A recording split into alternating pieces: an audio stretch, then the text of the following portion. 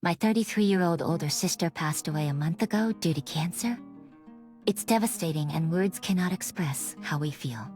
Her husband struggled to pay off debts and has asked my husband and me to take him and my nieces, who are in their early and late teens, in for some time. I have to say that I am not on good terms with him. We have had more than our fair share of disagreements in the past.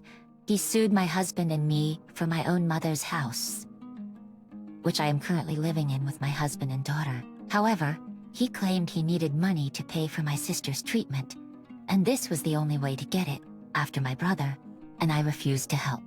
It's a long story, but we are not on good terms.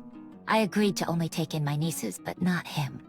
He tried to negotiate this, saying his daughters were grieving and needed him, their remaining parent, to be around. I said he could see them during visits, and that was it.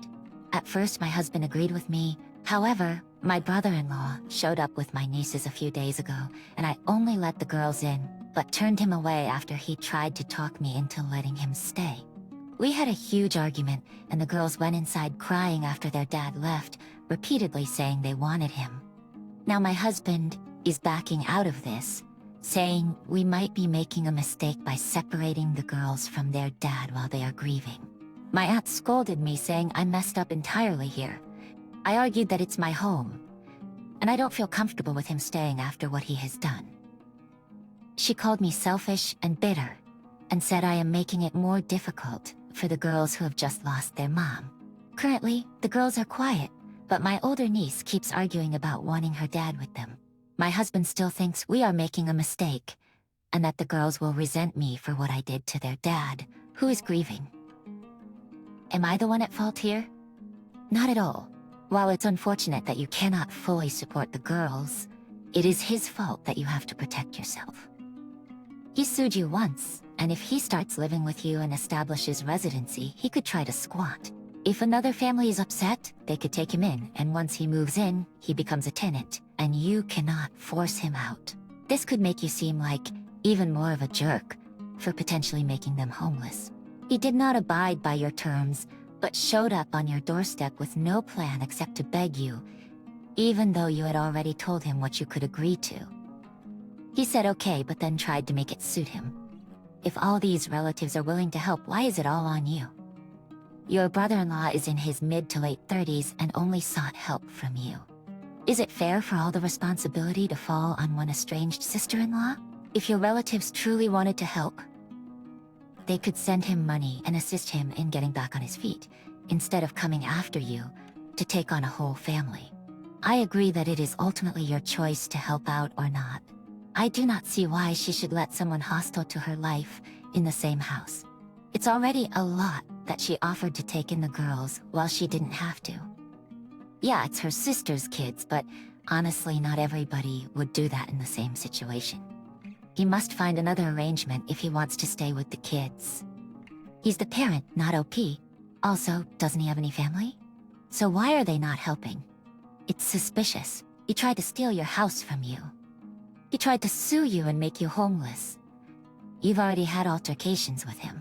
There's no guarantee he won't try to steal something again. Who stole from who? OP is living in their mom's house. She hasn't sold the house, and it sounds like she didn't pay her sister for her share of the home either. They desperately needed money for her cancer treatment, and it led to him suing her for her share, it sounds like. You are the idiot. Did he sue you over the house because it's his wife's inheritance or not? It was their mom's house, but she was the only one living there. So did she buy out her sister's portion of the home? Because I have a sneaky suspicion that's why there's a lawsuit. The sister needed her half of the inheritance for her cancer treatment, and she refused to sell the home and refused to pay her sister her half, which she is entitled to. My 26th female wedding is in 3 months. Both of my sisters, Sadie 29 and Olivia 20, are in my wedding party. My wedding will be elegant and big as the groom, and I have a lot of friends and family, and we've always dreamed of an extravagant wedding. I have a good relationship with both sisters. However, my younger sister, Olivia, has made the process a bit difficult as a bridesmaid. I chose a light dusty pink for the color of the bridesmaids' dresses and let the girls pick their preferred style.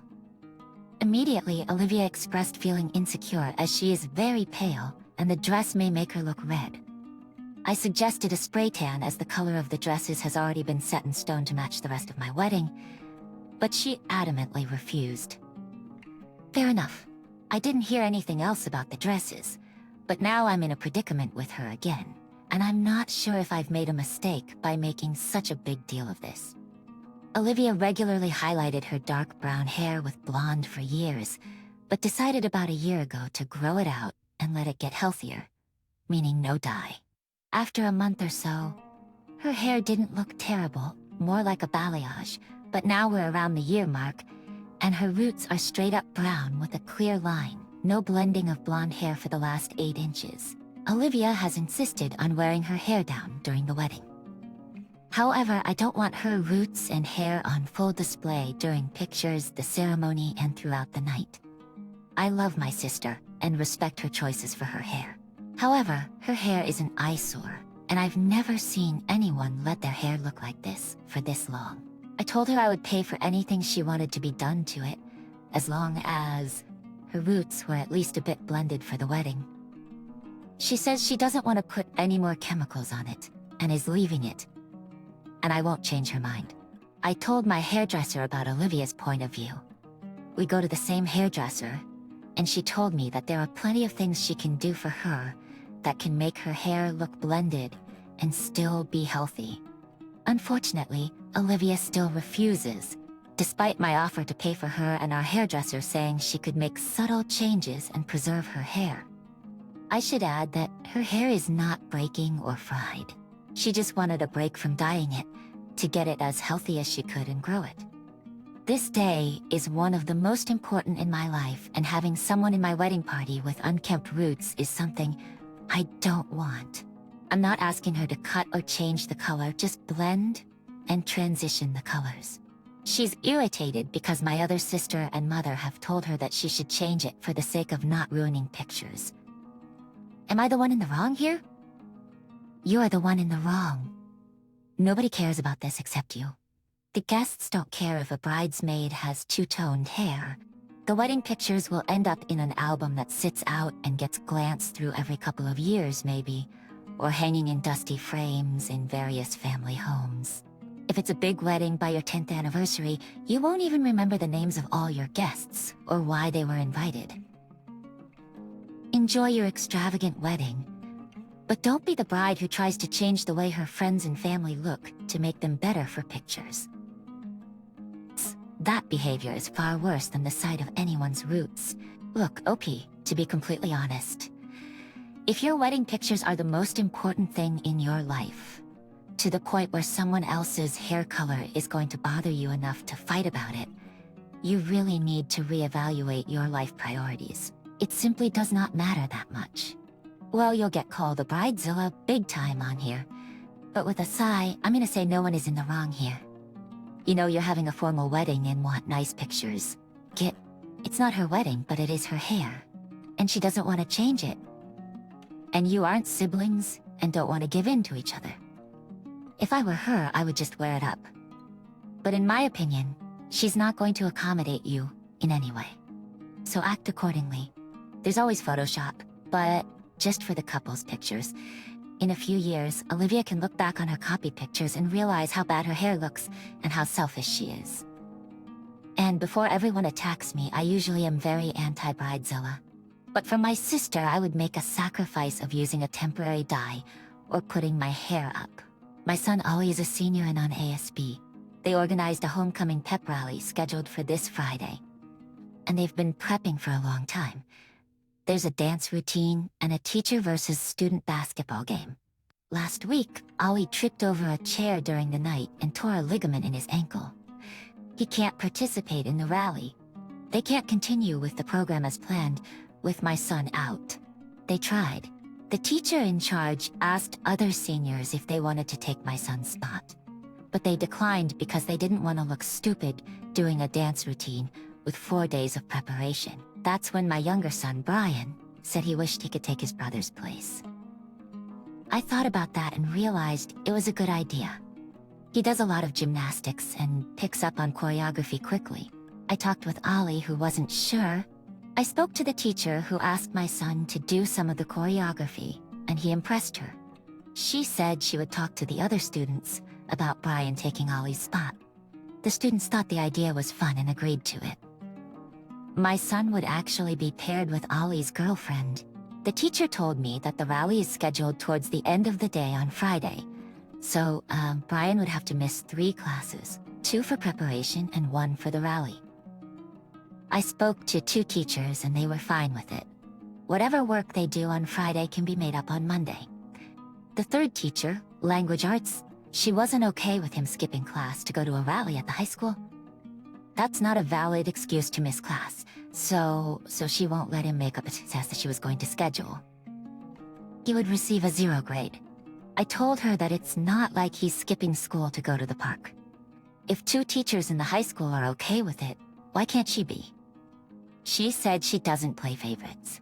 I told her it's not playing favorites, it's being reasonable. Would she just have me lie? She said of course not, but that's her rule. So I said we'll leave it at that. I decided it wasn't worth this much drama, and my son getting a 0 on a test in the 6th grade wasn't going to ruin his life. I could be a dad and go over her head, but I won't. She emailed me today and asked if I had decided if my son would skip class and go to the high school rally. I replied that he was skipping class because he had a doctor's appointment, so he'll make the test up according to her rules. What's she gonna do?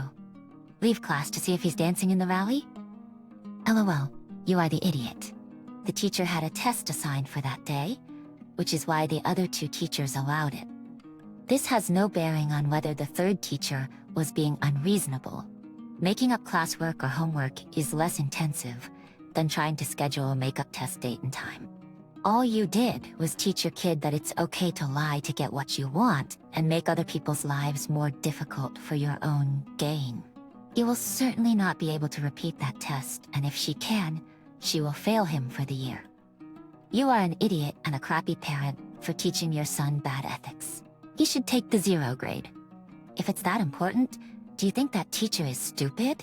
How could she fail to get evidence? They are teachers. If she calls them as witnesses, they will certainly not lie before the school board and risk losing their job. I disagree. As a teacher, it's pretty easy to schedule a makeup test. I have done it plenty of times, and it was not for my own personal gain.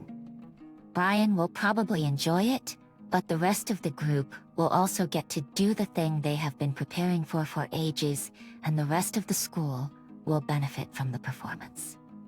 So Brian is doing it for the benefit of others, not just himself. My mother was the kind of parent who would make me go to school no matter what.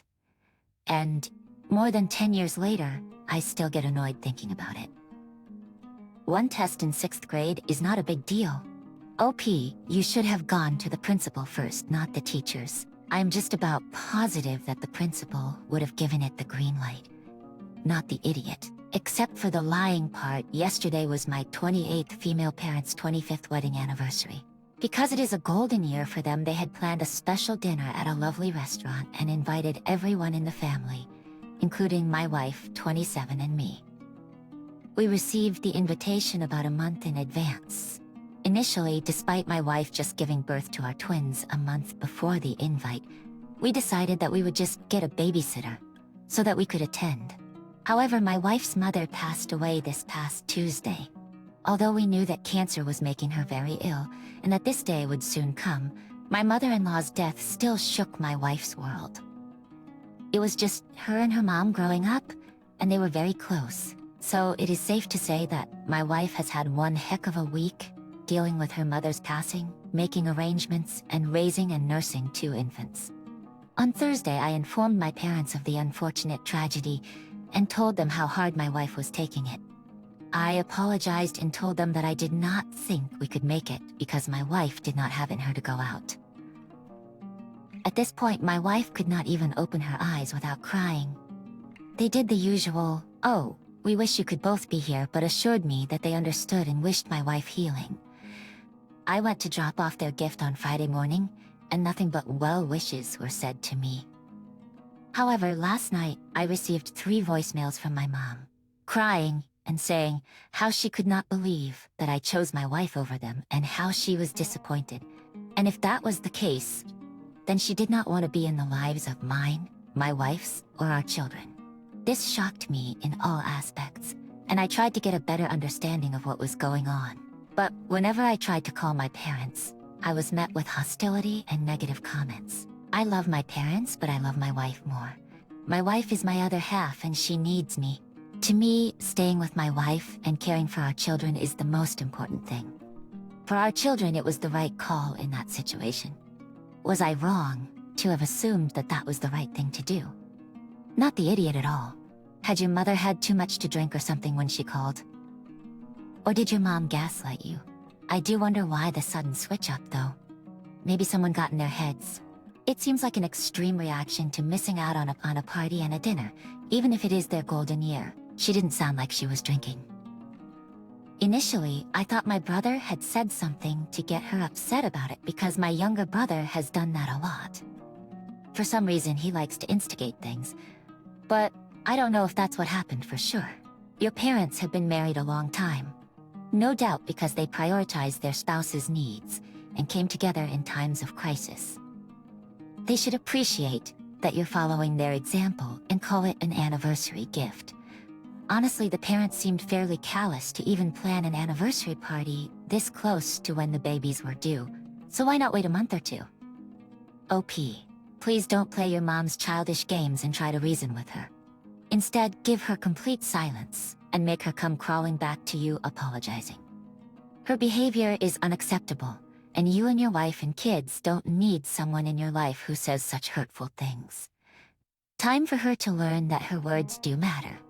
I am currently 7 months pregnant with a girl. I am engaged to the baby's father, but he has pretty much left the naming to me and is fine with the name that I have picked. Now, I could try and tell a story about how it's my great-grandma's name, but it isn't. I like Stevie Nicks. I like her music, and honestly, I don't know why the name Stevie for a girl just seems really cool. It stands out to me, and I was like, I could totally see that being my baby's name. It's cool, and I like it. Those are my reasons. I probably wouldn't call my son it, so I don't know why it sticks out so much to me as a girl's name. I think of other girls' names, and they don't make me think of my daughter. But she hasn't even been born yet. I like the name Eleanor too, but my partner says it reminds him of a grandma, so that's been ruled out. Anyway, I told my family, and they think I'd be an idiot because Stevie's a boy's name, even though Stevie Nicks is a woman, and that she'd get bullied. I'm conflicted, but I love the name. My mother is going as far as to try and find a feminine nickname, Sally, and I'd lose it if she called my daughter Sally because I hate that name. No offense to anyone who knows or is a Sally. I don't think that it's truly awful out of all the names out there. We've decided on a pretty traditional middle name, Grace, but I don't think it would sound right the other way around if she grew up and went by her middle name. I wouldn't be hurt, but it's not necessary for her to grow upset with it as her name. Stevie Nicks is a nickname. Her real name is Stephanie. Stevie Wonder's real name is Steveland. I think you're not the idiot. It might be nice, however, if you gave her an actual first name, and then let her decide as she grows up if she likes the nickname. Everyone is using gender-neutral names these days, and has anyone ever mistaken Cameron Diaz for a man? Yeah, no, there's nothing wrong with the name Stevie for a girl. If you love it and your partner is okay with it, you should use it. Don't worry about what anyone else thinks. It's not their child. Plus, it's much better than a traditional name with a creative spelling, like Ashley. The issue with this is that the family may never call her Stevie. I wanted to name my son Alexander and call him Xander, but even before he was born, people called him Alex. There's nothing wrong with that, but it's not the name I chose, so I named him Xander. My advice is to stick with the name you've chosen, OP. The family will come to love it.